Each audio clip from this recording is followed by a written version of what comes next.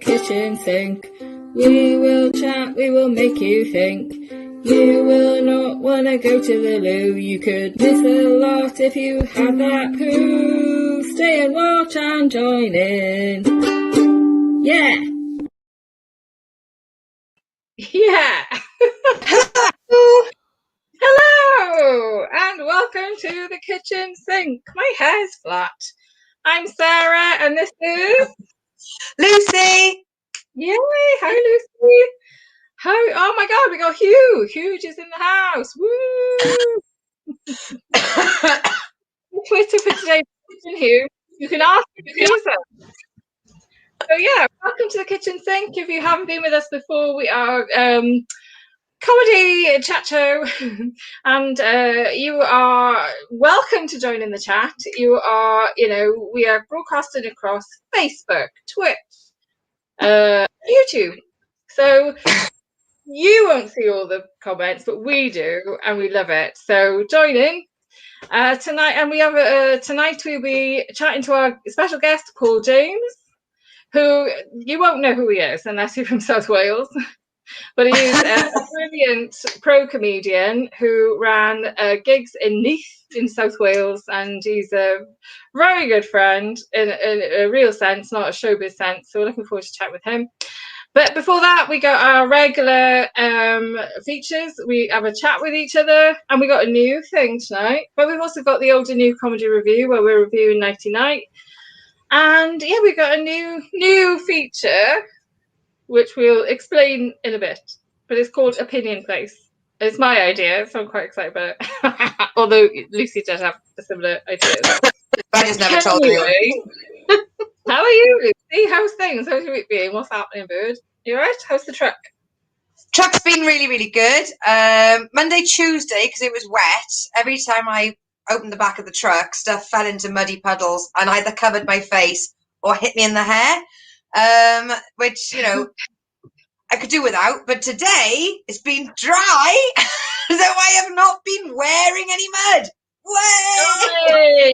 It's always a good work day when you're not covered in shite. That's good news. Yay! Good Well, I haven't left the house in 2 days, so well, wow. Congratulations on leaving the house. Thoroughly because the day job's been a bit intense, and yesterday it was raining, and my 1 half-hour opportunity I had to go for a walk, and it was hammering it down. I thought, oh, forget that. I'll go for a walk tomorrow, and today it's just been flat out. So I haven't had the chance. Every time I've gone, when I have a break, every time I've gone to open the door handle to stand outside the truck, like, even battery chickens, I imagine they get like an exercise yard or something, I don't know.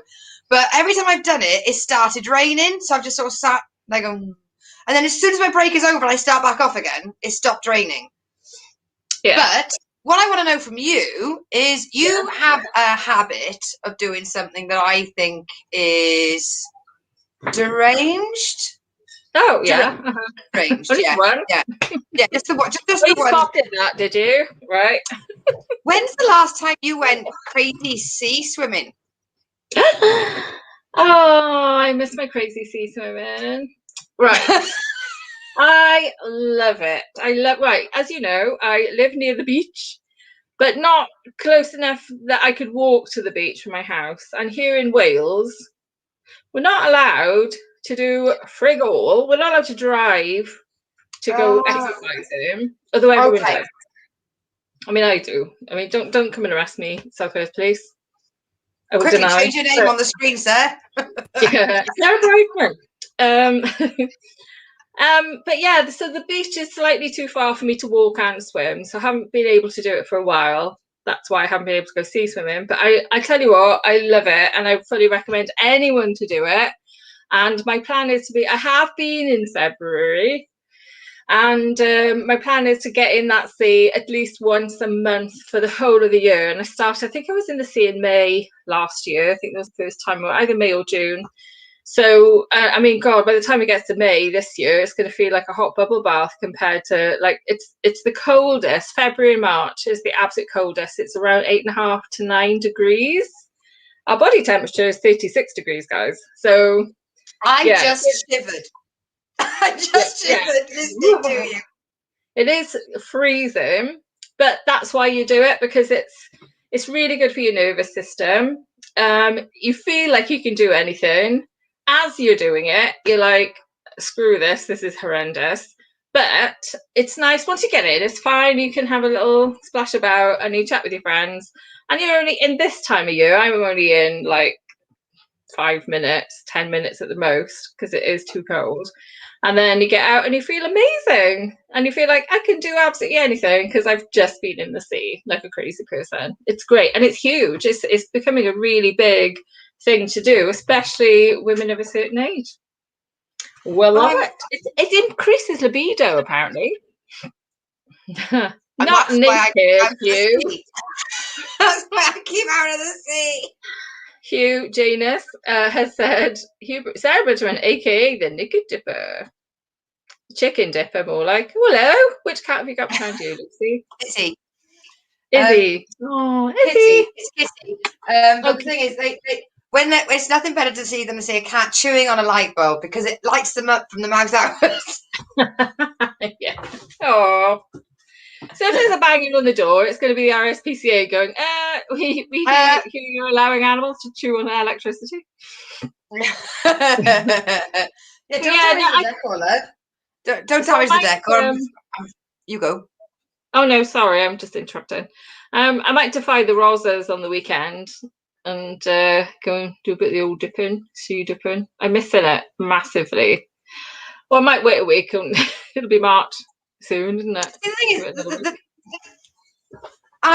I've got some friends on the old Booker Faces who, and I think I've noticed a lot of people mentioning this recently, that they are no longer wanting to be friends with people that are doing the whole, it's a conspiracy theory, fuck the vaccine, and all that crap. And it's like, I understand that.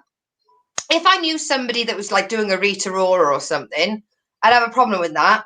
But the occasional mental health break, I think, is very important. So for you going to the beach and having a swim, because your job, you're not just working from home, because you do online teaching, you're trapped in a seat. You don't even get to like have a phone call and like walk to the kitchen and walk over there kind of thing. You're very much, you do the same as me. You are strapped to that seat. I am strapped. But I get to see strangers and my window changes, whereas you are literally just in that box. And I find anyone, I'd ask anyone to try and explain why you wouldn't be able to do that mini jaunt to the beach. Whereas I live in a beautiful little village and it has a canal. And I know that people are traveling from like up to 3 hours to come and walk along our canal, bringing their germs with us, even though, do you know what I mean? It's like, we're not that special, but they're like, yeah, but I had a Range Rover, so I'm not going to have germs, Mike, because that's what common people have.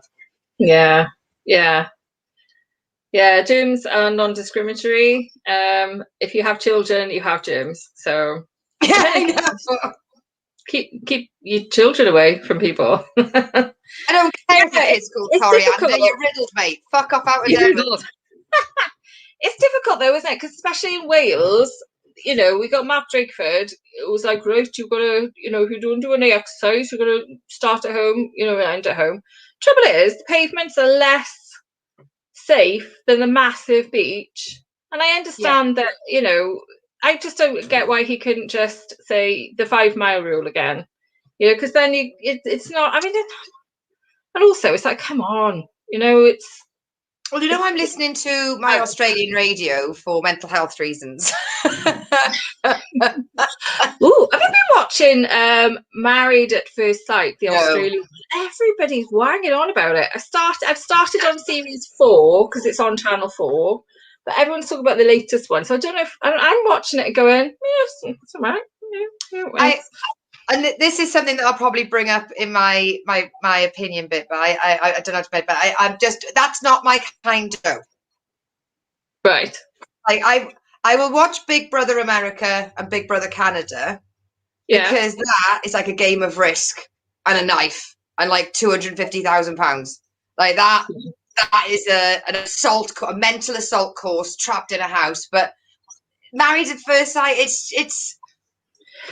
I'm tempted, I gotta say. Well, I'd from what I've rather heard that is the first season Kingdom. they started off and they had, and it was Luke Conrati was talking. That's it. Luke Conrati was on the other show, Big World Small Talk, and he said season 1 they had like that eHarmony questionnaire where they were like, oh, he likes long walks, she likes long walks, and they matched them according to the algorithm.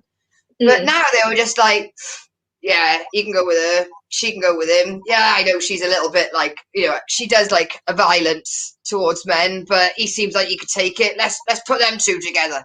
And it's gone a little bit like, Big Brother UK sort of around season 20 where they were just like, hiya! Yeah. I like chucking them in a room, and it just became a human zoo in the end, didn't it? It was like, put the freaks in, let them fight. Whereas at the beginning, it was selling itself as a psychology show. I liked Big Brother at the beginning because it was like, hey, psychology. But yeah, watching. I mean, I love the Australian sense of humour. I love that Aussies are so down to earth. That's why I mentioned it. So the show I listened to is in Melbourne, Victoria, and I've got as far as June because I've been playing catch up. I've only just found out about the podcast, and they've just got into stage 4, and they have they've got into a 5-kilometre circle, right? And that makes sense. 5 kilometres, because are you 5 kilometres or 5 miles from the beach? Yeah. That seems perfect. I think keeping people to a radius makes sense. I think, because like when I've complained to people before and gone, but that's all I want is to be able to get in my car, because you can see stuff that's slightly different from where I live if you can get in the car, Yeah. And I could walk. It would take me about an hour and a half to get to Swansea Beach. But Swansea Beach, it's such a wide, long beach that even when the tide is full in, it's like walking miles to get to it. And then you're up to your ankles for another mile, in the sea. And no one swims in Swansea Beach. Okay, it's minging. It's not minging. It's still really clear, but it's not the same. And then you go to Caswell or Langland or Rotherslade, and it's just a different point of view. It's nice. It has it's just nice. It's much nicer. And it feels, they've got a cafe there. It's a takeaway cafe. It's the whole thing, None of my friends want to go to Swansea Beach for a dip, whereas we all like Caswell. We're a bit snobs, really. We like Caswell and Lang. It's just it's the whole thing, as well as actually getting in the sea. And then you have a nice hot chocolate and a bit of a natter afterwards. It's really nice. But I don't feel I can do that now because I'm not invited anymore because I don't live close enough. I'm not in a bubble with anyone rich. And so I'm not invited anymore. So if it was the 5 mile radius, I could go and legitimately go and not get side eyes from the rich locals going, what are you doing here in a car? It's just a bit shit. And also it just makes you feel a bit like, the haves and have nots, it's a really horrible feeling. But hopefully, it just seems, and it would stop people from, I don't know, Newport or Bristol going, I fancy going to Mumbles. Oh, we've got them from Birmingham coming down here for fishing and watching the canal and stuff. And it's like, sod off. Yeah. Exactly. There's me worrying about driving 5 miles to go for a quick dip. Oh, somebody like travelling from London all the way up to Snowdonia and getting virtually killed on the mountain just because they fancy it. At North Devon, my mate's been going back and forth on his work past North Devon, and there's coppers on the roundabout. And I don't know. Danny's saying Anne Harrod Hawks loves the champagne breakfast at Langlands. Who's Anne Harrod Hawks? Langlands Brasserie. This is like a cafe, like a posh place at Langlands, like a nice restaurant. Yeah, but who's Anne Harrod Hawks? What am I missing out on? You don't know who Anne Harrod Hawks? I don't know who Anna Harrod Hawks is either. Sorry. I used to go to school with a girl called Anna Davis. Hi, if you're watching. But what we need to do then is we're looking for a Sync Girls Appeal. If you are a resident of Swansea that can send Sarah a copy of your electricity bill so she can pretend she lives at your house, get in touch. We are on Twitter at the Sink Girls. Help Sarah. Part of Swansea. Yeah, make it a nice one because we don't want her to pretend to live somewhere common. So if you can send us in a copy of your utility bill, please, let's get Sarah and some fake ID so she can go swimming again. See, the Sink Girls solving problems. If you manage to get me back in the sea, I will film it for you, and we'll show it on next week's Sink, on the next time we're on the Sink. Oh yeah, I do know how Harrod is. Sorry, I'm better. Why am I hearing Danny going? And Harrod, hold my handbag. I'm going in. Wouldn't that be amazing when we're all allowed out? Anyone, male or female, we need to all get together, a kitchen sink, dip in the sea. But hopefully it'll be warmer by then as well. Be really cool. And some of us will be having a kitchen sink paddle. Can't go too far in. My cigarette will get wet. Have I got to roll up my leggings? Keep going. You're looking lovely. You haven't got your hair wet. That's it, girl. Keep going.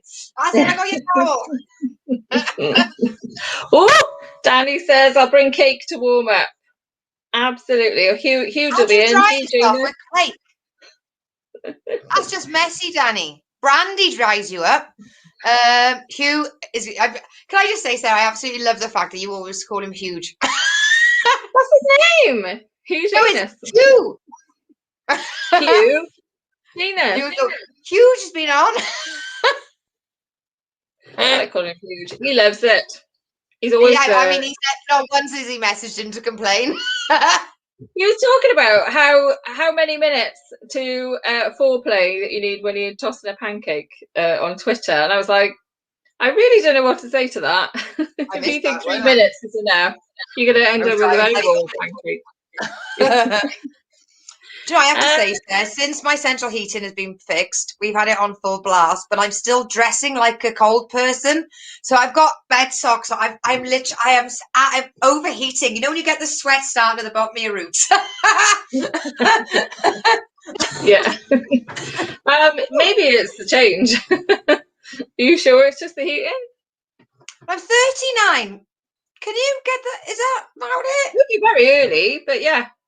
I mean, I wouldn't really notice. I'm on the depot, so it's for me. It's not having them to go into not having them, but being a bit more mental. The change for me is definitely going to be not physical. It's going to be just mental. And when I say mental, I mean fucking mental. If I'm anything like my mother went, I came up one day and the entire bathroom was on the floor, and she was holding a book off the library, and I was like, "There you go. That's the change."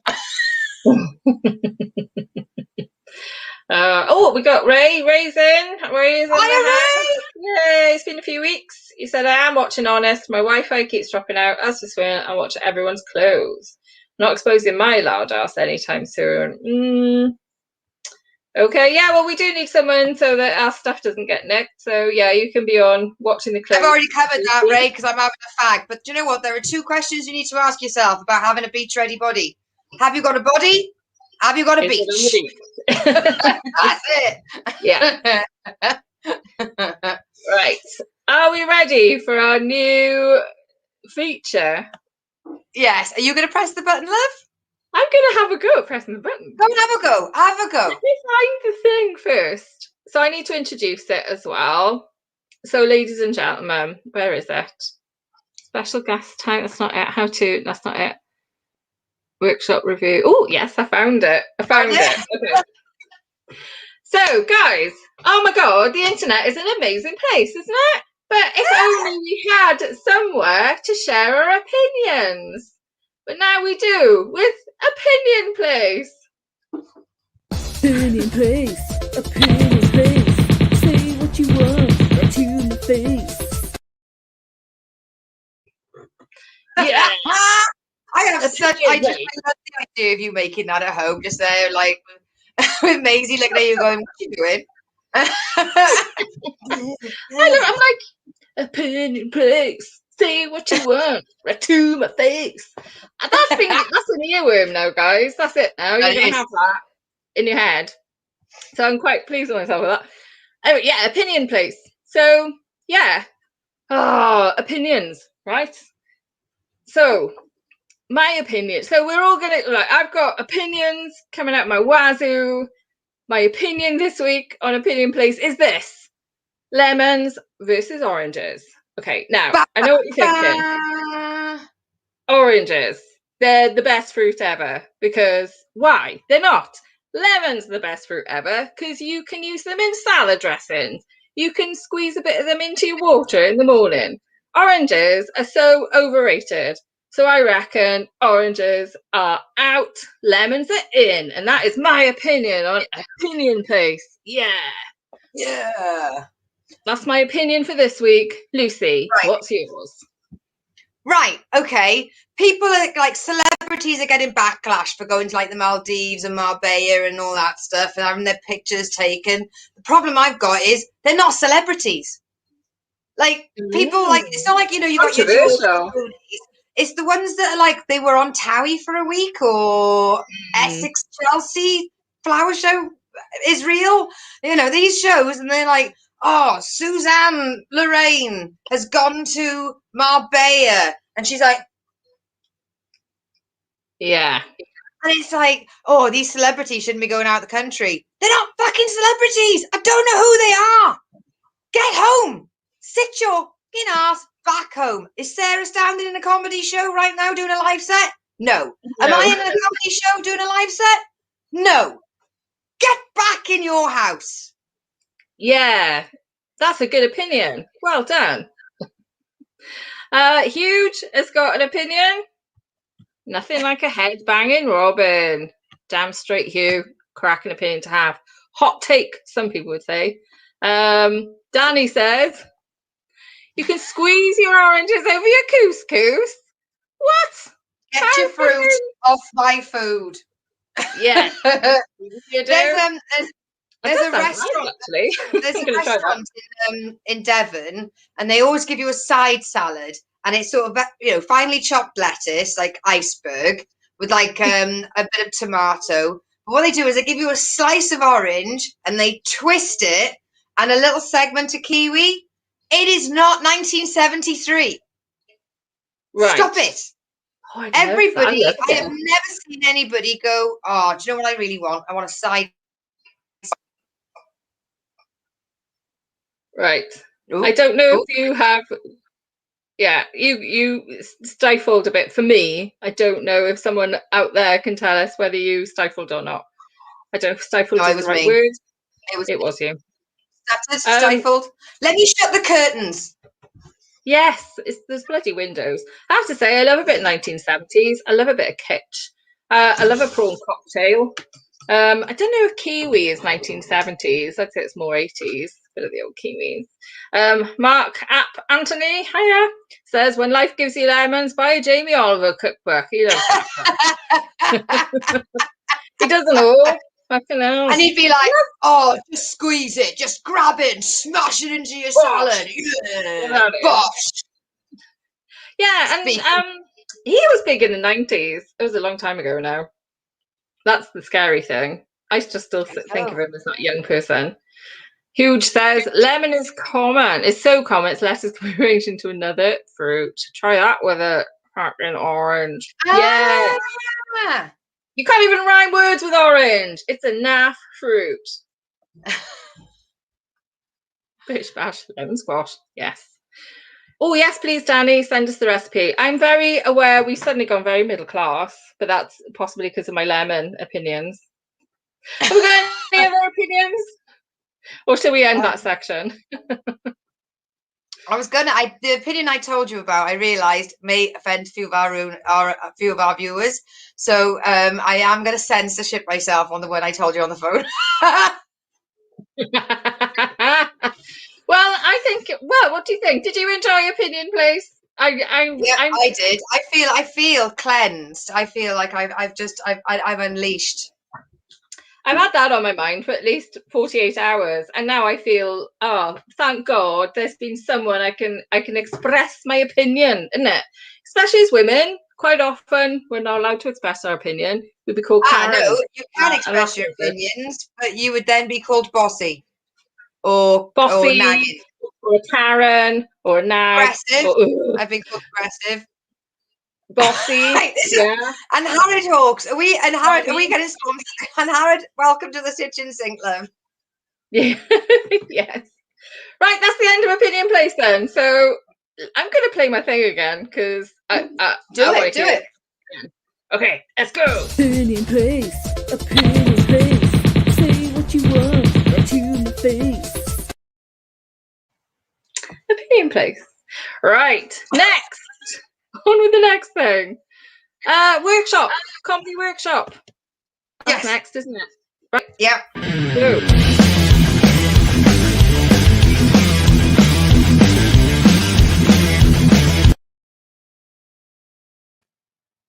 Yeah, comedy writing workshop.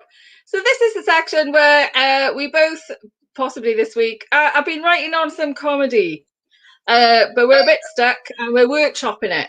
So listen to this comedy gold and then comment and let us know what you think. Hiya, Harrod. Hello, Clev. Yeah, comment.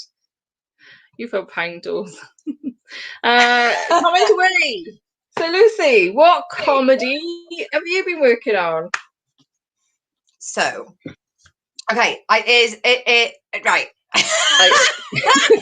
for those of you that aren't a comedian, all right, when you show somebody a new joke or new bit of material, it is quite vulnerable because you write it, you think this is fucking hilarious. This is me standing on a full stage of Apollo, and the house is going to go absolutely nuts. They're going to be banging their feet until the rafters shake. And you read it to someone, and they go, "Did you mean to be funny there?" Right. We Okay. go, that was amusing. Swear a bit more. It'll be funny. Right, put my phone there. Like, come on then, Flower. What have you got for us? I'm just looking for my new stuff that I was working on.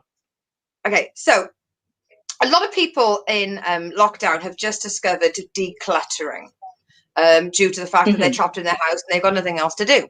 So in 2019, I had terrible clutter in my life. So I bought into that Marie Kondo technique where you pick something up, you hold it close, and if it doesn't bring you joy, you throw it out.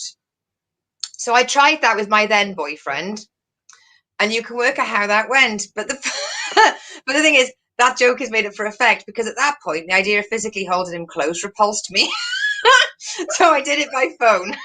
And I would like anybody who tells somebody not to dump someone by text to stop it. It's your dump. You should be able to do it how you want. The only reason why I didn't write him a letter is my texts are free and a stamp costs 27 pence. So it's very new, but I know that I got it in there somewhere. But it's taken me a while to write anything about relationships. That was my first toe dipping into the sea of relationship satire.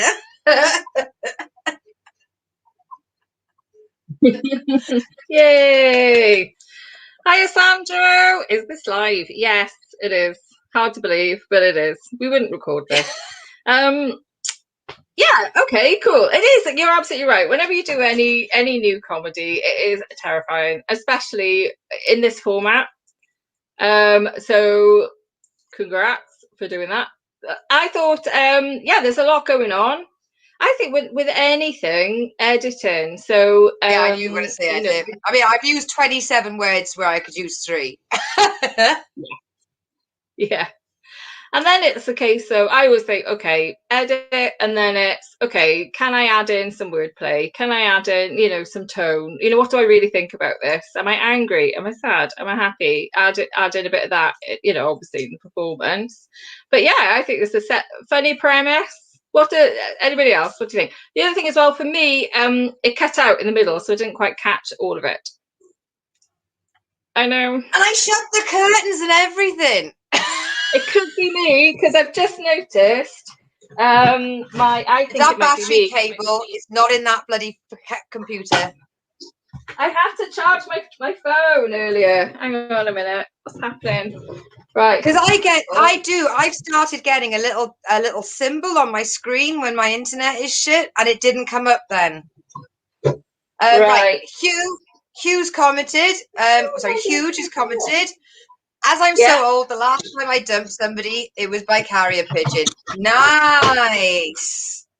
Yeah. Because for me, jokes I see There in we go. there, I like the misdirect with the fact that I'm picking up an item and throwing it away. So I like the misdirect that I'm using my boyfriend. Then I like the Yeah. topper that holding him close repulses me. But I'm trying to work out a vehicle to get to the fact that texts are cheaper than stamps. So I've got like tick tick space tick. That's the bit that. But I mean, I'm just That's yeah. okay. Okay, cool. Yeah. So try try editing it and see what you come back with next time.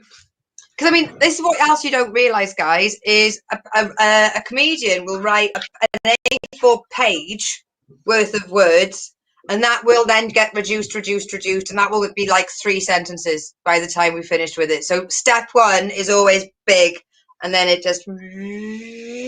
So you just saw the long version. Sandro's asked for the second time, is this live? Yes, it is live, Sandro. Stop trolling us. I Is love that Sandro. trolling? Yeah. Or Is it? possibly. Knowing Sandro. Not in a bad way. I love Sandro. He's it just makes me laugh so much. Okay. I have asked Sandro to come on live stuff online, but he won't bloody do it. Oh, he's a real person. He's not a bot. He is a person. And Is he's he live? he's a live person. Is he live? Very, But very is he funny. He might be live. He might be a Is robot. he? I think he is. Okay, I'm going to be brave and say one of my new comedy ideas. I don't know if this is going to be something that's ever going to stay in a set. But you know how much I struggle with. Don't read the comments. Don't keep eyes back to the middle. Okay. I am. Okay, so let's have a look. I'm. Oh yeah. Right. Okay. So there's a guy. Right, I'm not on the StreamYard page now, okay? I'm just looking at my stuff, so you'll have to tell me if anything's going on, okay? Right. So this guy in Swansea last week, he was caught and arrested for sexually assaulting 12 women and teenagers. And he targeted women in leggings. He'd ride past them on his bike and touch them on the bum, and he was caught partly through social media. He said, this is the worst bit, right? He said it wasn't sexually motivated. It was a political protest as he thought the women were being sexually provocative and shouldn't wear leggings. Okay, first of all, what a fucking prick. But also, I'm like, right, no way was this a political protest. Because it doesn't take an expert of politics to work this out. But let's indulge this delusion for a moment, right?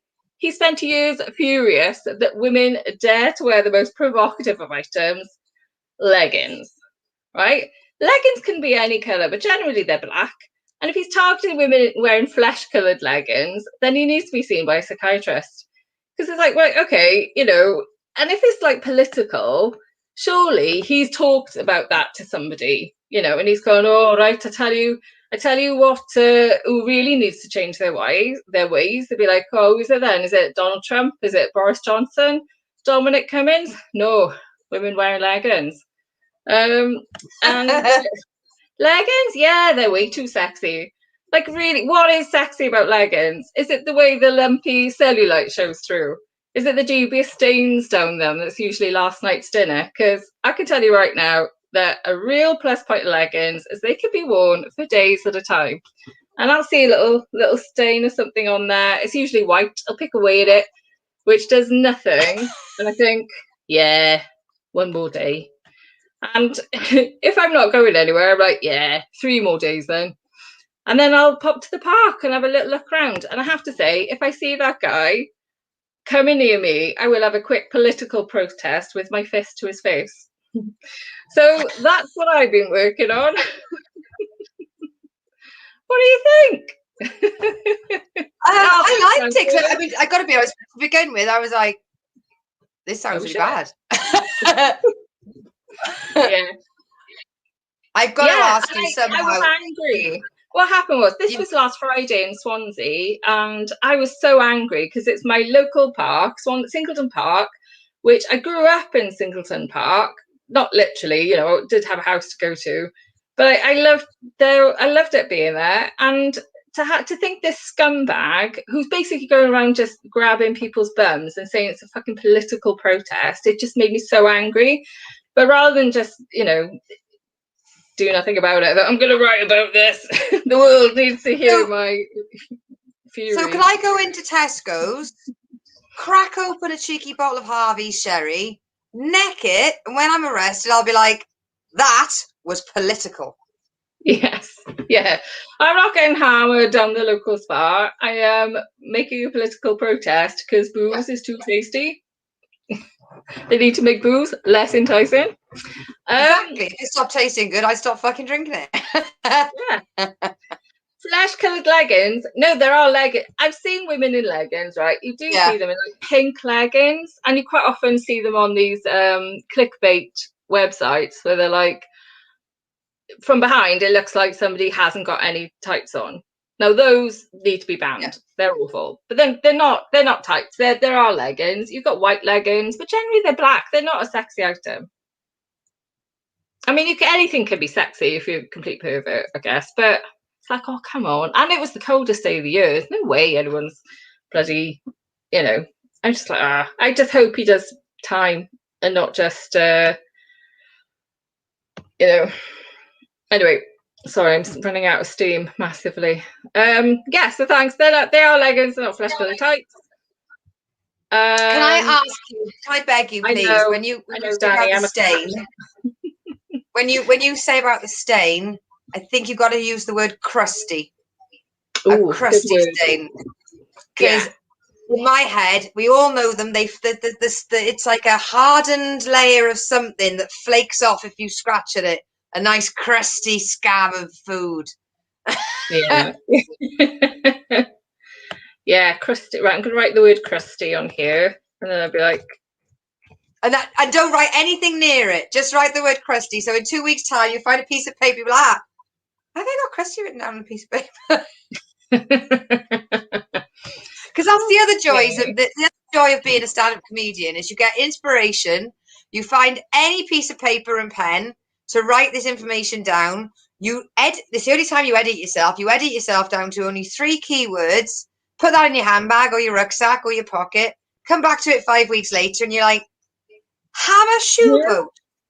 Yeah. What's that hammer shoe boat? I don't know. So yeah, I quite enjoyed that. That was quite fun. So thank you. Thank you very much for indulging us. In a fortnight. It's in 2 weeks. Not next week. We're not here next week. We're having a week off. But the week after, we've got Robin Morgan coming along. Whoop. This week we have the fantastic Paul James, who is just entering into our dining room as we speak. So yeah, Robin Morgan is in a couple of weeks on the what day? On the 4th of March. So come along for that one. Shall we mention about on the special? Have we got a picture for that yet? So on the 11th of March, we have. I can't believe that we've got this right. Jenny Eclair, fucking Jenny Eclair is coming on our show on the 11th of March for like a International Women's Day special. So put a date in your diary for that now and come on. She's a flipping legend. She's been going many years. She's been on Grumpy Old Women. She's written books. She's an author as well as a stand-up comedian. She's just phenomenal. So I can't believe we get to see Jenny Eclair. So that's amazing. But yeah, so tonight we've got what we got left. We've got Paul James and we've got old and new comedy review. But as per usual, time's been Can we quickly just say who confirmed this week on the 25th? Yes. But you can, but you've disappeared. Yay! So we've got Steve. Is it Spears or Spires? Yeah. Spears. And I'm saying that with conviction and no backup. I've got nothing. I've got no facts to back that up. But I thought I'd say it in a really authoritative voice. You'd be like, yeah, Spears. Spears. Absolutely. Look, rhymes with Britney Spears. Yeah. Don't get it Like mixed up Britney. with Britney. Right. Shall we crack on then? So I've noticed, so we've got a few amazing guests coming up, and I reckon it is time for our guest this week. We'll do the commentary review after, is it? Do it after. Yeah, do it after. Okay, so I don't know what's up with my internet there. I do apologise. I've got the curtains shut, the doors. I've rebooted my computer. I've done everything I can. I do apologise. Okay, don't worry. I will do, for the first time ever, I'll do the video, shall I, for our next bit? Because I could do the videos now. I've just got to found it. You can do the videos. Okay, ladies and gentlemen, we have a South Wales comedy legend, the fantastic Paul James. Special guest time. Hey! Guest time. Special guest time. Yay, Paul James, everybody! Woo! Hello, Paul. Hello. There he is. Guys, how are you doing? Hello. Where are you? All right. Paul has Oh, admitted that you don't do much online, This have is you? like I haven't seen you for over a year.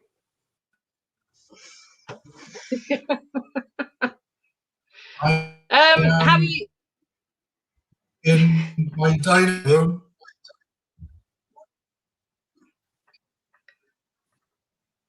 I'm not feeling so bad about my Wi-Fi now, sir. No, can you hear me? I can just about hear you. It is very jittery. I mean, but it could be better for you to use your phone, maybe? Yeah, I could do that. Right. That's better now. That's fine. You were moving great then. Is that better? Yeah. Oh, I can see his face. Yeah, Lucy's. Yeah. No, it's gone again. Look, well, I'm going to introduce you both while you're sorting that out, because Lucy's often telling me off for not introducing people. So Paul, Lucy, Paul. Hi, Lucy. Hello.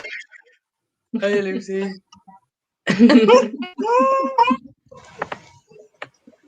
Danny says, "How is it possible?" Just to wipe on Lucy.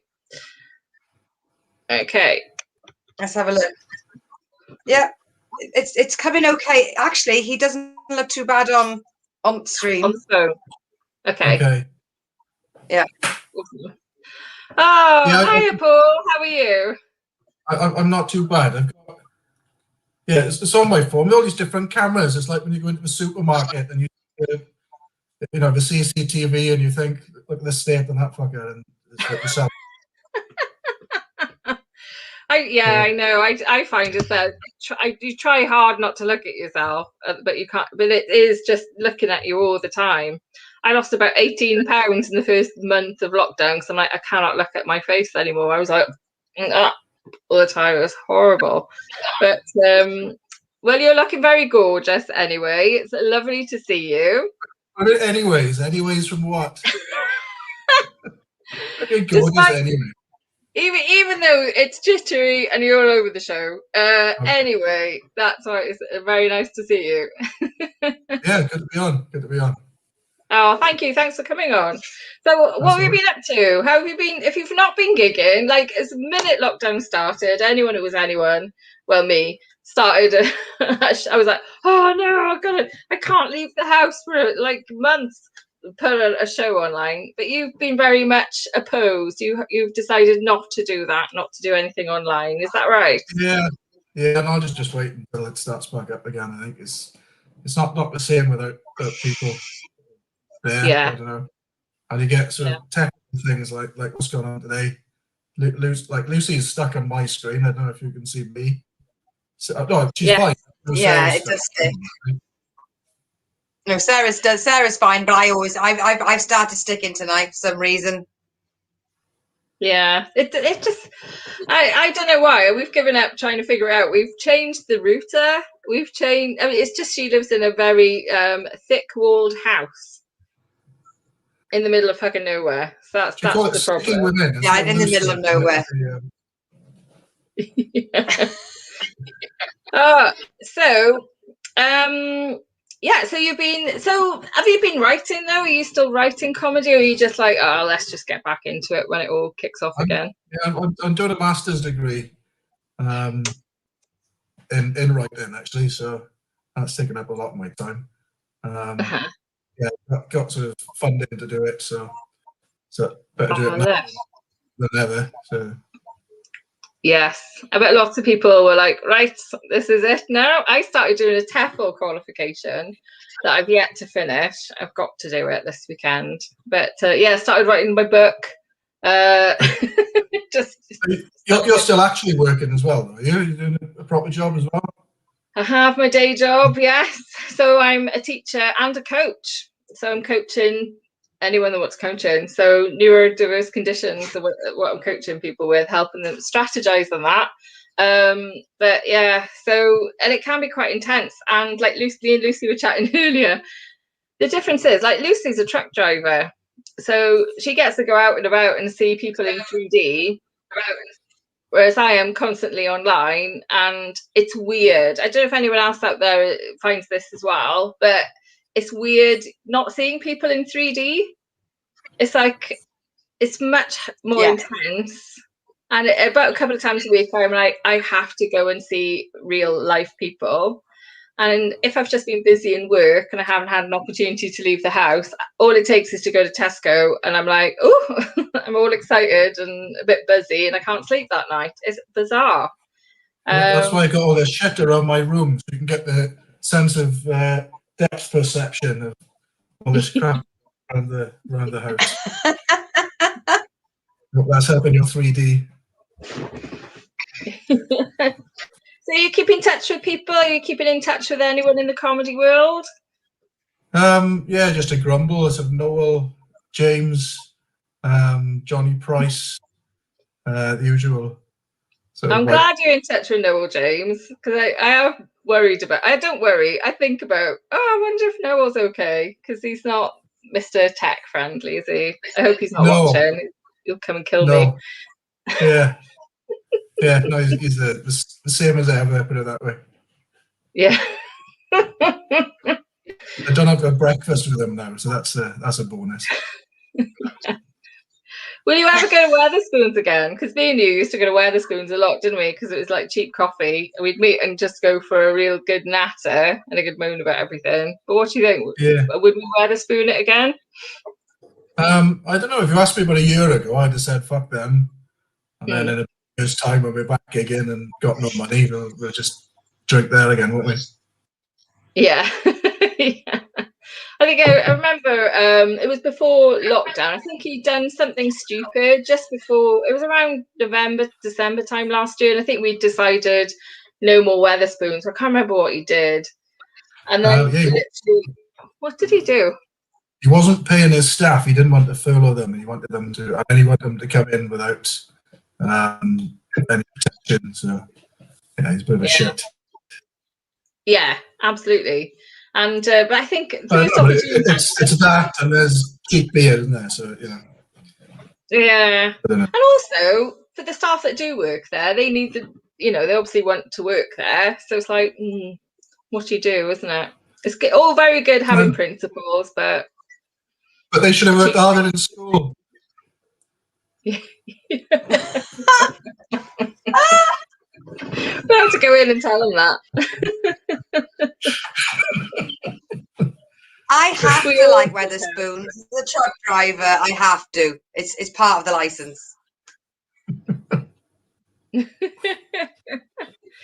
I hated it before, but it's just cheap beer.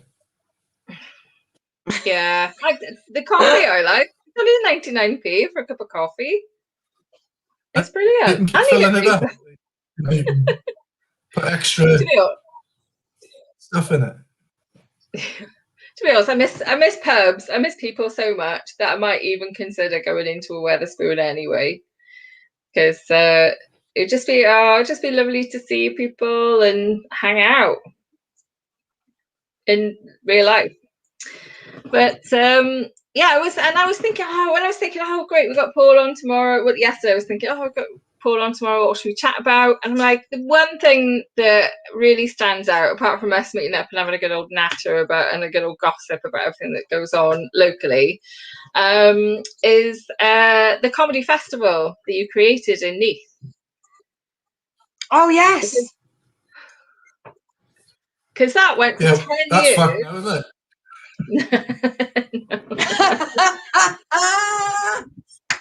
Is it going to come back?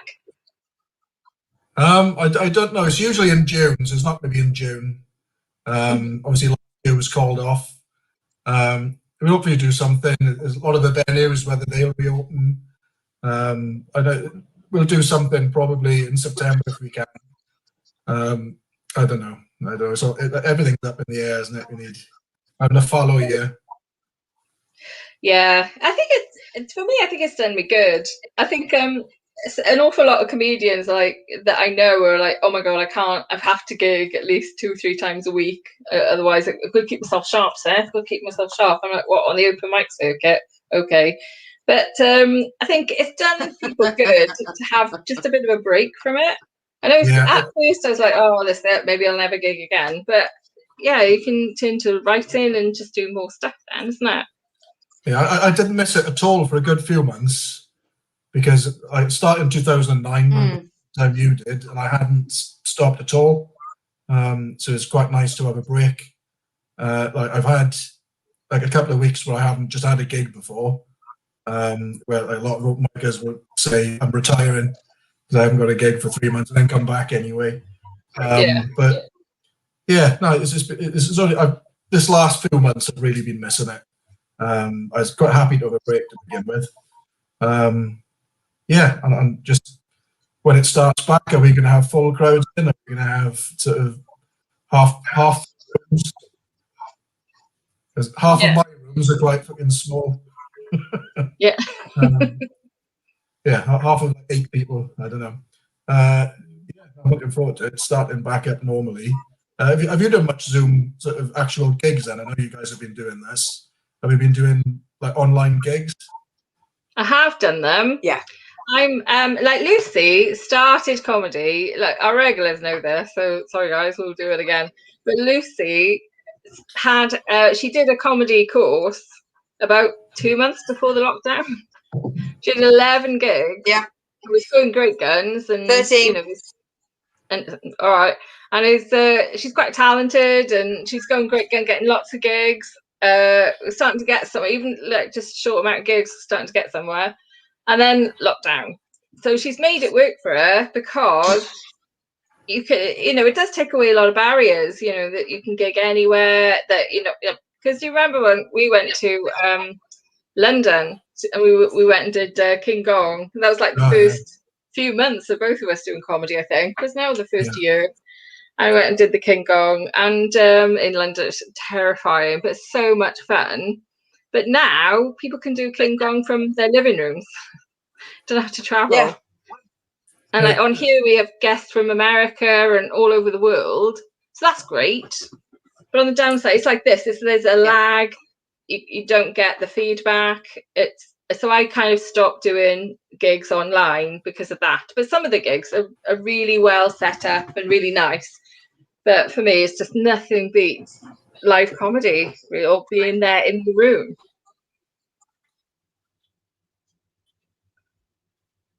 But I have to say, last night on SLC's show, which he SLC and some Robin people, Morgan, I mean, the audience only seen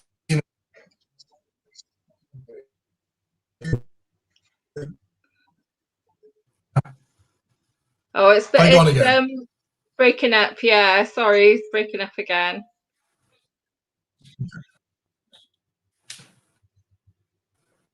I feel responsible in some way. I feel like I've handed the battle of bad internet down. My internet has not been this good all fucking year. And I don't mean this year, I mean the last 12 months.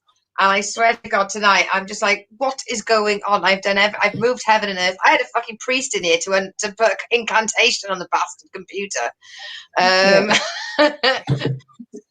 I've taped runestones to the modem. Yeah. Is it So, better yeah. if I get rid of my camera?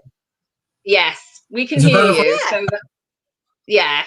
Not that we Right. don't want to see your lovely face, but we can hear you better now. See, I can't do that on stage. If I could do this on stage, I'd go further, I'm sure. You need to get a cat filter. Oh my God, yeah, that was so funny. Did you see about that, Paul? The cat filter last week. I'm not a cat. I am here. I'm not a cat. I am here.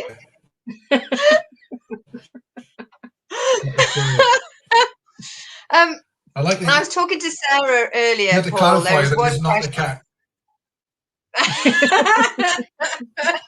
cat. Sarah's like, what can you think to ask Paul? I was like, well, obviously, the only thing I can ask is, do you know my friend Jacob Holmes? He's from Neath. Jacob Holmes. No, I can't say I do. Lots of people pretend to come to Neath from Neath just to show off.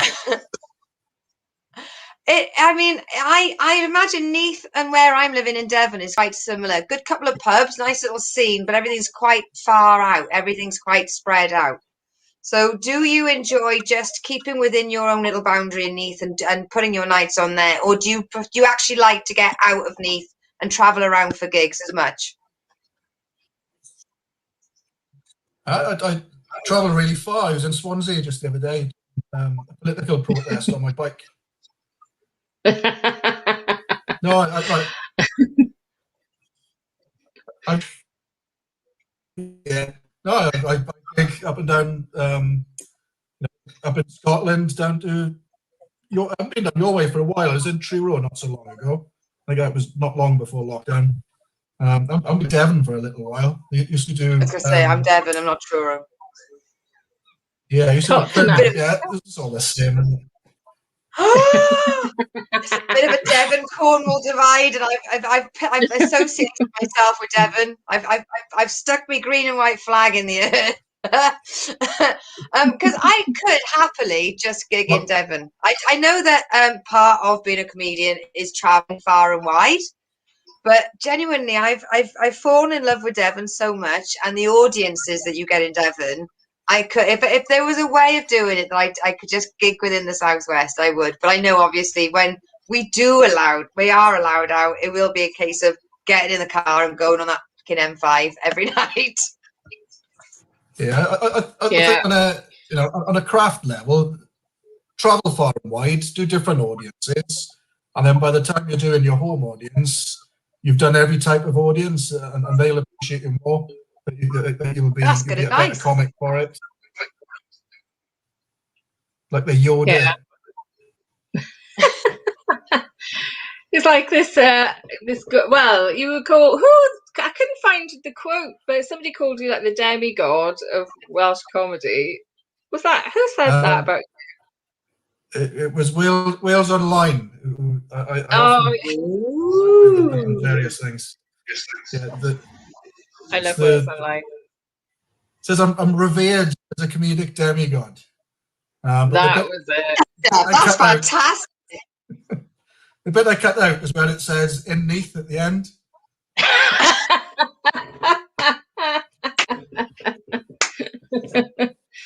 It's all quotable. Yeah, it's ironic because no fucker knows me in Neath. They know me more from like the school run. That Boxing Day, I shit myself in the bear. Because Paul won't say this about himself, but he ran like the best festival. Like we couldn't believe the acts you were getting. You had Stuart Francis. I will say that about myself. Oh, we had some amazing nights, didn't we? And like and those are the nights you remember. You know, in the pub in the Duke in Neath, and people from Neath will know the Duke.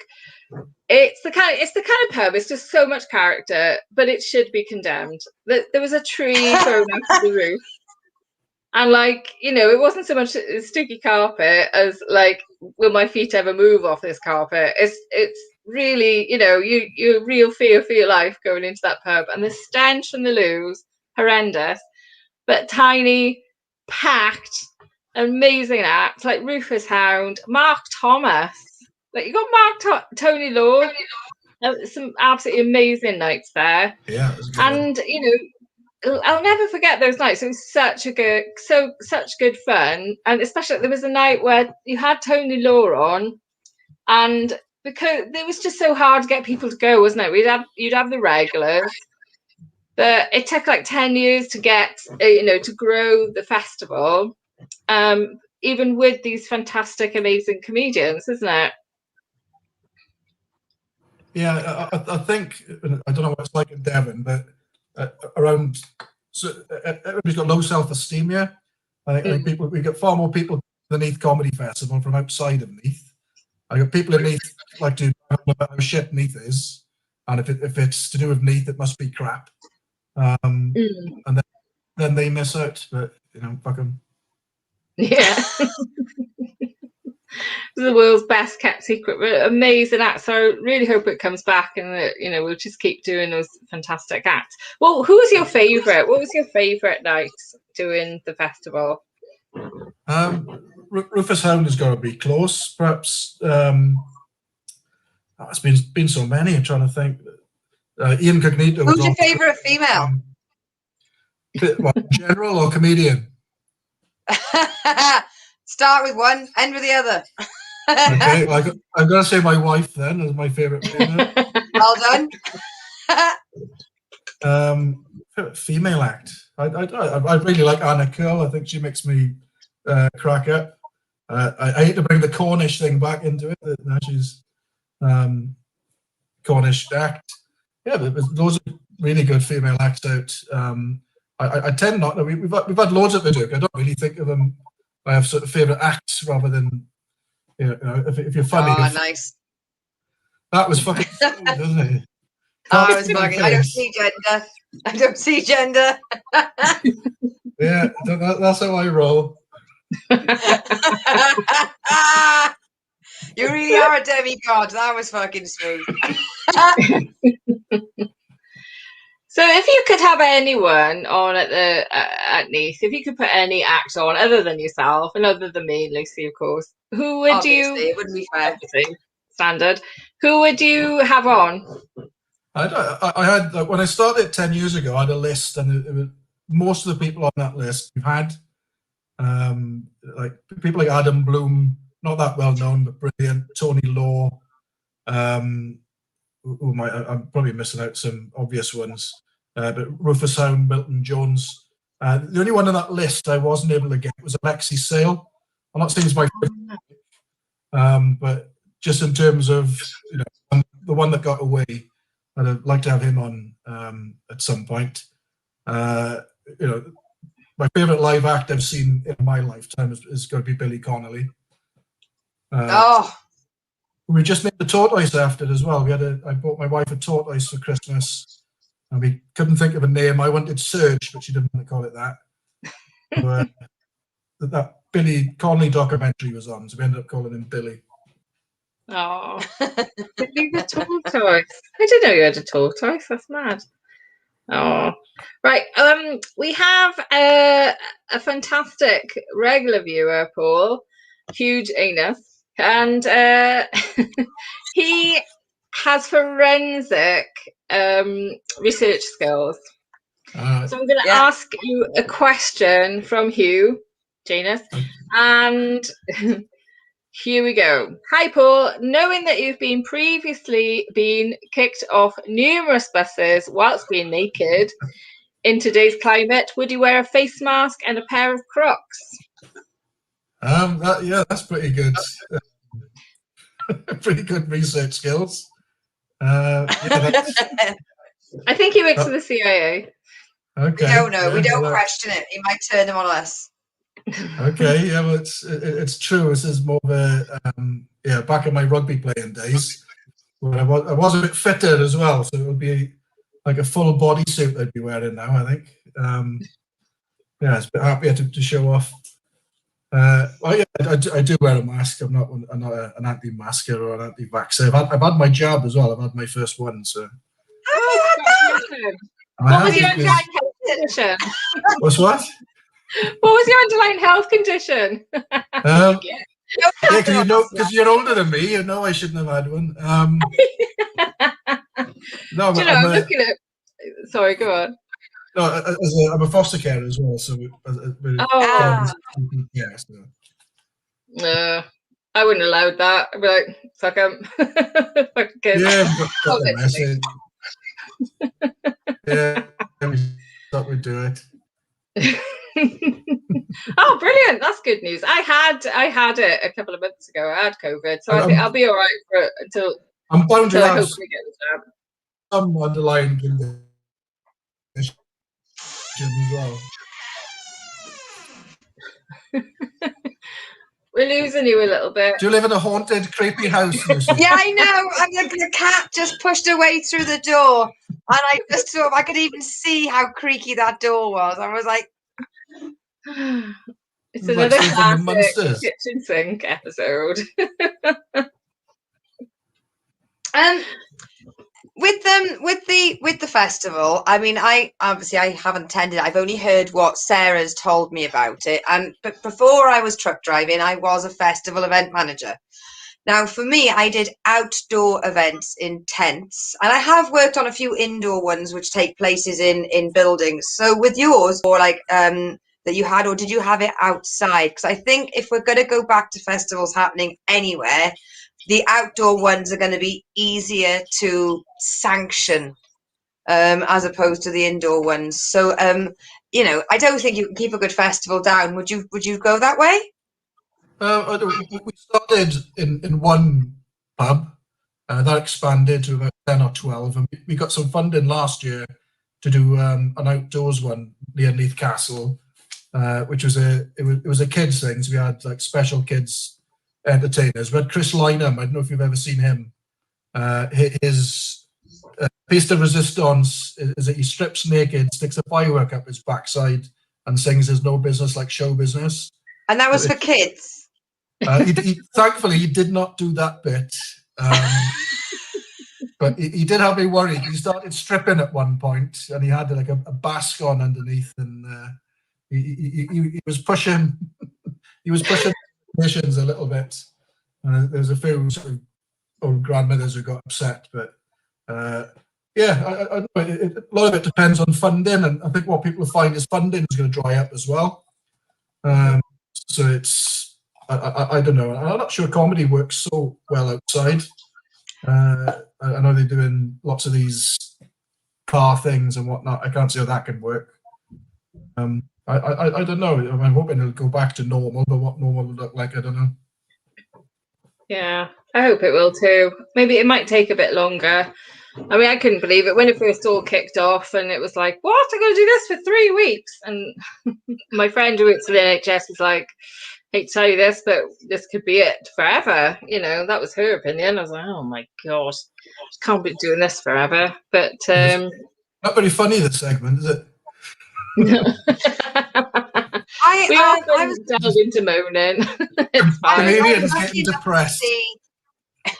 I was lucky enough at a couple of festivals to see comedy acts, and they're intense, not intense, intense. And they can work. And if you can take one of the sides down, then it might count as like an indoor outdoor. I mean, I'm trying to think already about how festivals can come back. So I'm thinking maybe like a 2-sided tent just to keep the breeze down, to keep the speakers dry. But I mean, I've seen like Bill Bailey and Dylan Moran and I think Sean Hughes as well. But I've seen lots of acts in tents. So hopefully, because Sarah, you've done outdoor. Yeah.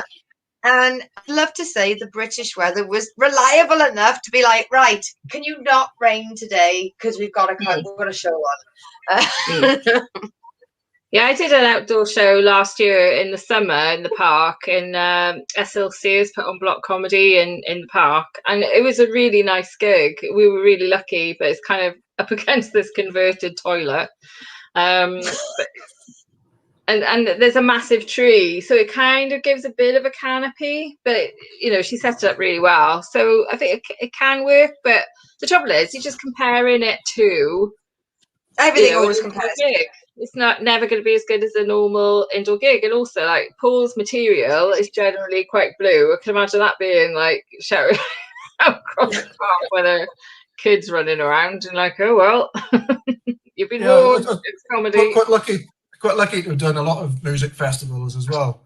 And it always amazes me, no matter how big the festival and how big bands are there, you'll get a core audience who will come to the comedy tent and stay there all day. You'll get the really big act who will come along, and then it'll balloon up. I mean, I did one with Russell Howard was there. That went mental. Everybody fucked off as soon as he finished. And then you've got Steve Hall, who's an amazing comic as well, just standing there in front of like 12 people.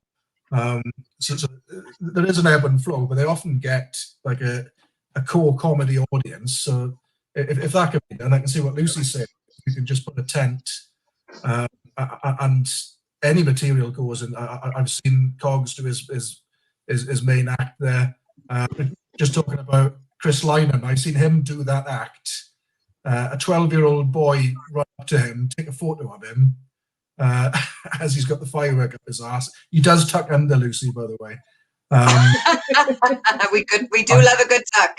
He's about 60 now, but he's quite fit, in fairness to him.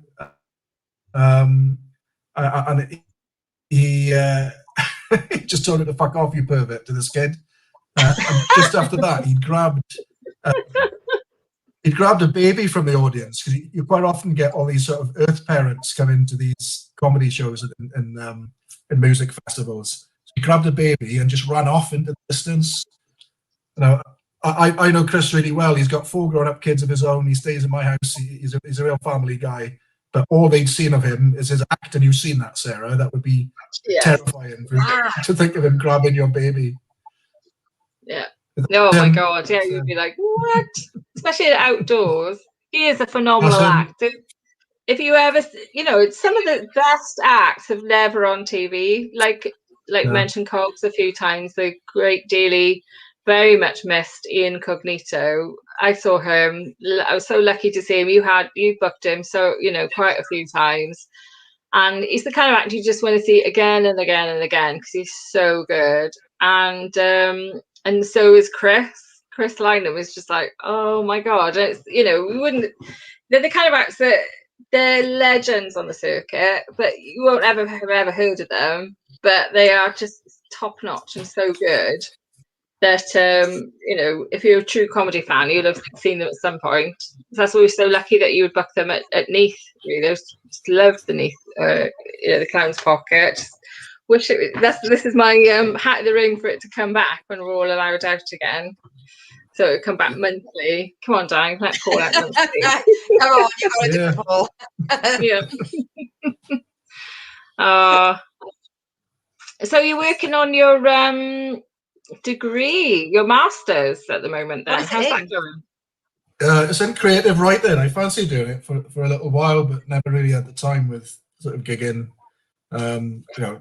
constantly really. So yeah, it's what now or never really. Actually, I don't think I'd get any sort of grant or anything to do it, and they did. The joke is on them. The chances of getting paid enough money to be eligible to pay it back are incredibly slim.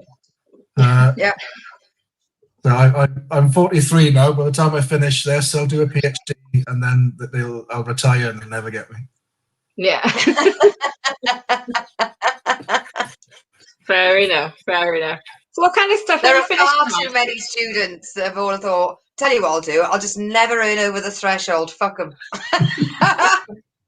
Well, I was a student, and then I was a lecturer, and I thought, what can I do that's less work than this? So then I got a comic. Then I had that taken away. So fuck it, I'll be a student again. Why not, isn't it? Why not? So have you got any ambitions, like with your writing degree? What would be your favourite thing to write, do you think? I don't know. You know, I haven't got any ambitions. Um, I went into coaching mode then. yeah, no, What is it you I've really achieved want? my only ambition. Yeah. Yeah. My only ambition is to be happy, and I've achieved that. So anything else is a bonus. Yeah. Well, we should go Aw. UCAS form now. We go, and how do you think you're going to get there? Oh, See, that's good. I could be a life coach, like with nuggets like that. I could be a life coach. Hey, tell you what, here's a writing challenge. You couldn't do a 5-minute set for a blonde truck driver that's got writer's block at the moment, could you? I don't know how well I write women characters. I don't know. You're You not a don't typical see truck gender. driver, though, are It's you? so hard, Lucy. Paul doesn't see gender. That's what it is. Yeah, exactly. You don't see gender. Just focus on the fact I'm a truck driver. Stick some puns in there, a couple of dick jokes. I'll send you my email address. Yeah, you have seen my set.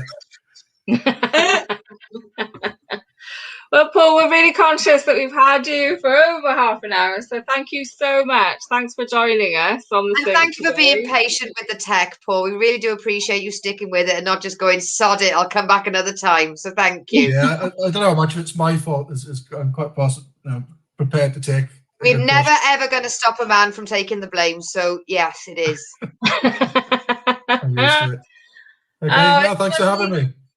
Oh, our pleasure. Thank you so much. Lovely to see you. Can't wait to see you in real life when it all Bye-bye. Can't wait See you to again. introduce Yeah. us onto the stage at your festival. Bye-bye. Thanks, Paul. Bye. Oh, What a soldier. What he's a such a soldier. lovely guy. You Yeah. said I was going to like him. Yeah. Right. Yeah, he is. He's absolutely awesome. Danny said, I think I heard that wrong. Did Paul just say he doesn't know how to make a woman gag? Oh, Danny. And Debbie got Hugh, good. Jana says, Sarah, you need a long black couch to grill every. I do. So yeah, if What are you anybody wants, thinking? so if anybody wants any coaching, I'm your girl. If you want to pay me to coach you into making you do what you should be doing, I'm very happy to do that for you. Send me a message. It's generally me just going, right, well, what you want to do is sort yourself out, do some organisation, do your time management, and I'll talk to you next week. Have you done it? No? Get on with it. So Sarah, they don't need to know how the kitchen sink team meetings go off screen. Little glimpse behind the curtain for you.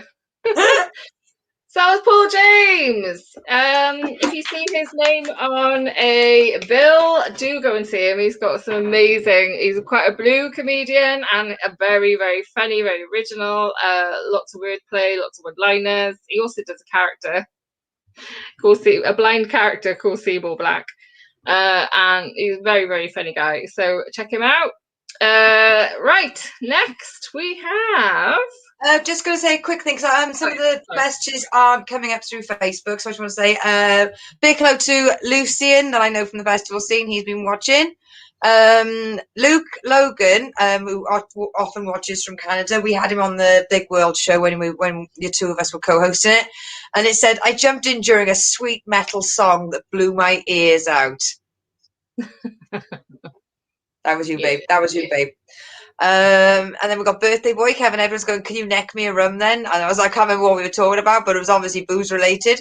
And then Luke said you can put 5 stone of cottage cheese in a pair of leggings and they would still look symmetrical. You're not wrong there, Luke. Yeah, but the thing is, he's such a health freak. He used cottage cheese. Like, no. Over here, we would have said lard. But yes, I just want to make sure we gave everybody that commented in a little name check. Yes, thank you so much. So, our last section today is the comedy review.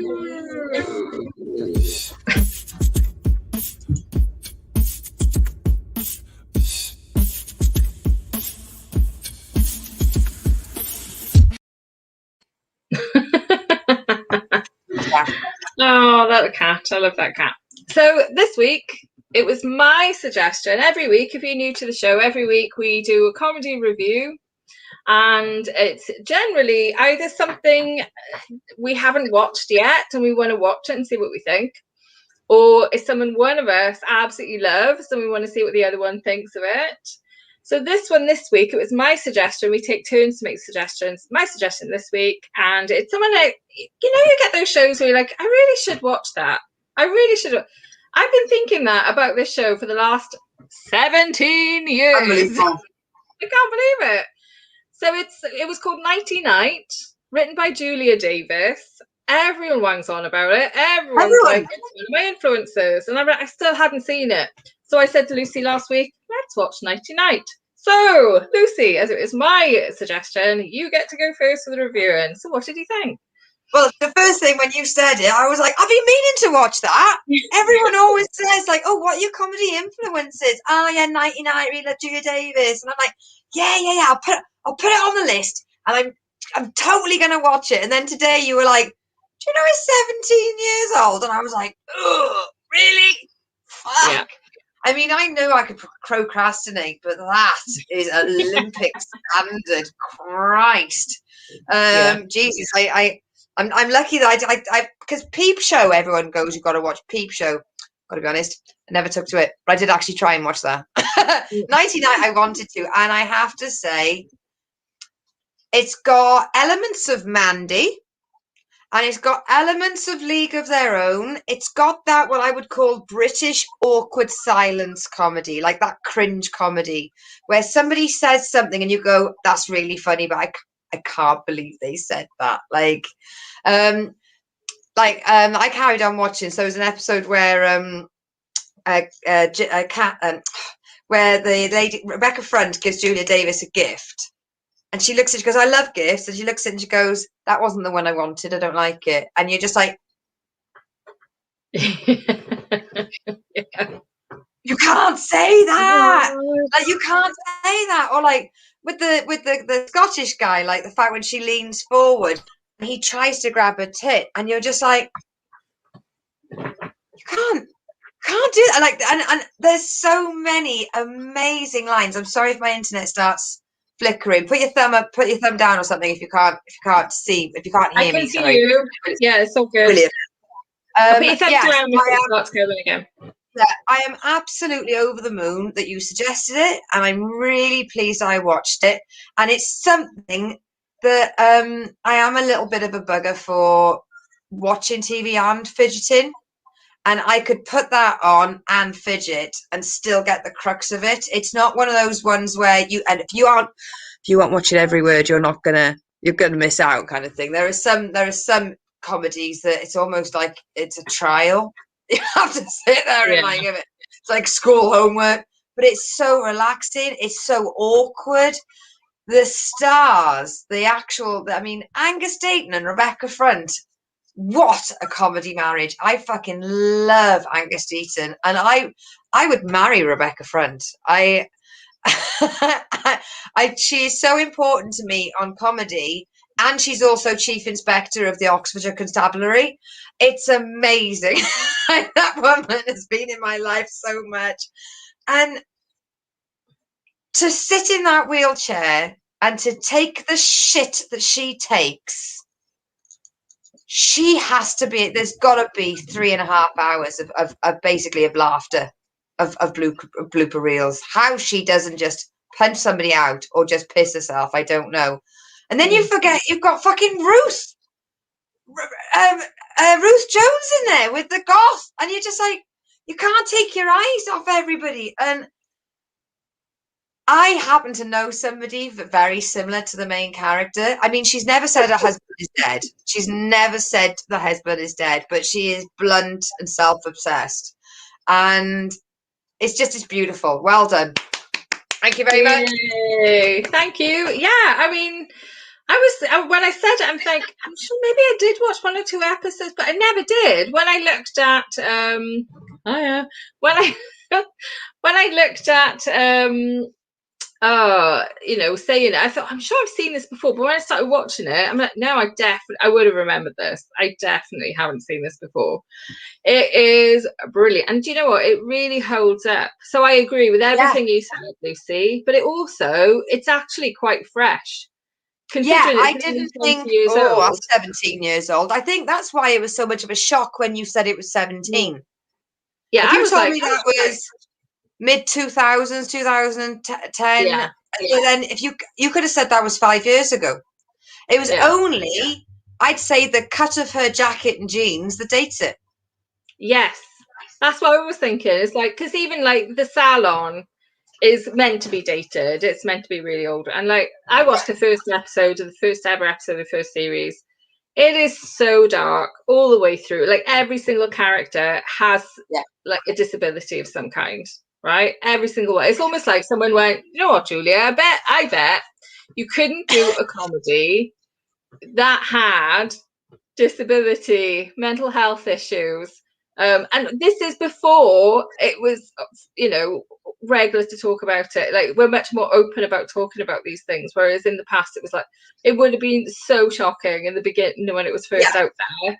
And it's almost like she went, hold my beer, and did it. And wrote it. And I'm like, can you imagine being on that show? Because I genuinely, I was thinking, right, what came before Nighty Night? What comedy was dark and awkward before Nighty Night? So if we look it up, I think you said League of Their Own. I think you meant League of Gentlemen. No, League of Gentlemen. Say League of Their Own, sorry. Maybe. I'm obsessed with Freddie Flintoff and what I would do to him. Oh, okay. Sorry. Before we get off topic then. Topic. So like maybe League of Gentlemen was around the same time, but I'm just like, can you imagine working on that production and doing that acting, performing in that way, and not having an idea of, right, this has never been done before, so you're not having a kind of a reference to perform in that way. I just think it's phenomenal. Yes, Lucy. Nighty Night, 2004. Yeah. League of Gentlemen, 1999. Oh my god! No, yeah. So it's clearly an influence. Must have been an influence for sure. Yeah. But it's so good. And another thing as well is, like, obviously back then when it was first out, no one knew who these people were. They were all like, apart from maybe Angus Dayton, because he was on a lot of stuff, and maybe Rebecca Front. But they certainly weren't household names. And now look at all the household names in it. You know, like Ruth Jones, but also the woman with the eyebrows. When she was like, she cut her fringe and then painted eyebrows, and at the end it had like she'd committed suicide. It's like, honestly, seek it out. It's a lot funnier than it sounds. And it's like, I've seen that woman in so much stuff. Her and Julia Davis, actually, the woman who played the one with the eyebrows. She's been in The Windsor. She plays Princess Anne in The Windsors. And they've got a podcast together, and it's hilarious. I'll have to figure out the name of it.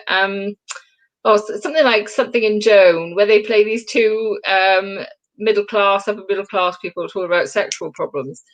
It's such a good podcast. I can't think of the name of it.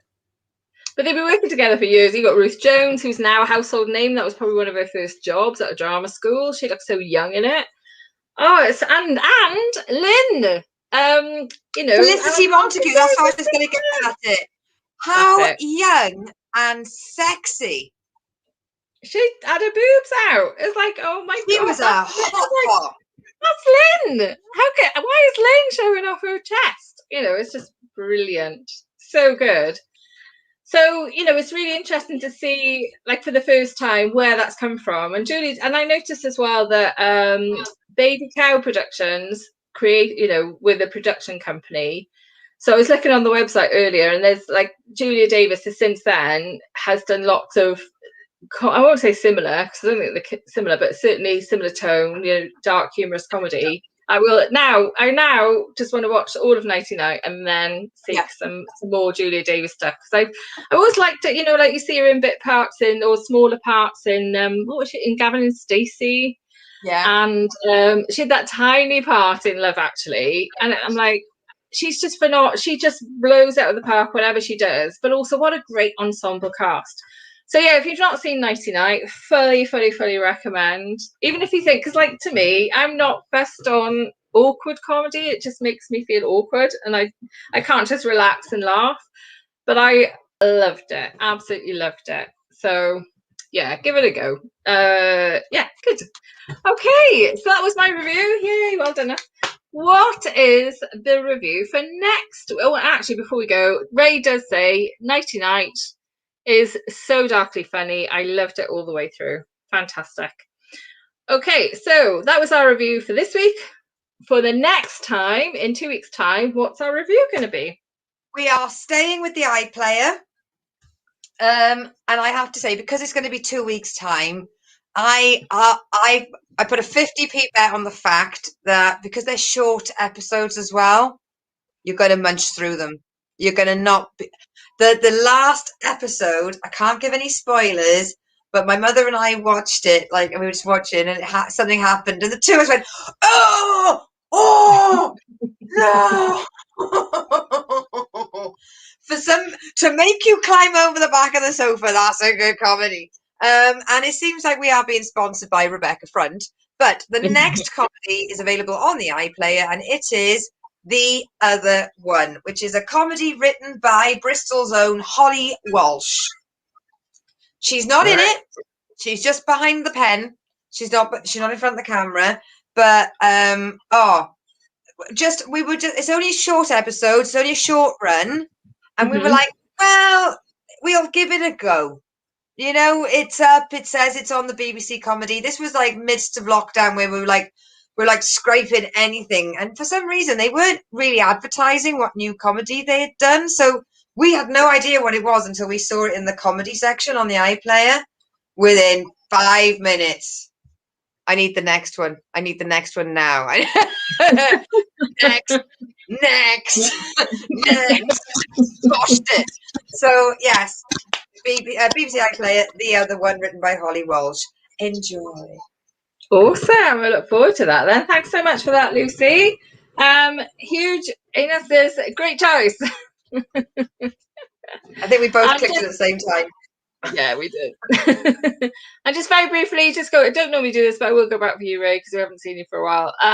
Going back to Nighty Night, he says, just looked it up on IMDb. I'd forgotten Mark Gatiss was in the cast. There's a link with the League of Gentlemen. Yes. So next week, no, not next week. So next week we get a week off. Woo! I know. It's exciting. But I tell you what, we've got some amazing guests coming up after our week off. We got Robin Morgan. We got Jenny and Claire. Yeah. We got Danny Jones. Danny John. Then we got Steve Spears. And I've got me sou'wester. I've got me sou'wester and my big harpoon, and I'm going to go for another big fish. Right. Yes. Oh my God, you will knock it out of the park. I'm the one going, no, we'll never get that. We'll never get that. And then Lucy goes, like, been confirmed. Behind. Hold my coat. Get him a truck. Please come on our show. I drive a truck. Okay then. Awesome stuff. Oh, thanks, Ray. Ray says, enjoy your week off. Looking forward to when you return. Thank you. So 4th of March is when we return, because next week it's my birthday and I'm having the week off. I cannot wait. Yep. I'm looking to send you a present, but I'll send you a present for the first show we have back so that you can open it on screen because of hashtag content. Yeah. Save it for the show. Thank you. I'm going to press the ending thing because I'm doing my practicing of the ending. So I'll do the outro credits, and when you get ready. Yeah. And no, I thought I was going to press the outro, the ending credits as well. Oh right, no, just you said you were going to press end, and I didn't know if you meant end broadcast. So if you press the credits, I'll end the broadcast. Okay, right. Until next. Thank you so much for joining us. We love our audience, so thank you so much, and you make it so much fun. And we will see you in a couple of weeks. Yeah. See you. Bye. Well, that was the kitchen sink. Did we make you laugh? Did we make you think? You can now go to the loo. You can treat yourself to that great big poo. And we will see you next week. Yeah! See you next week!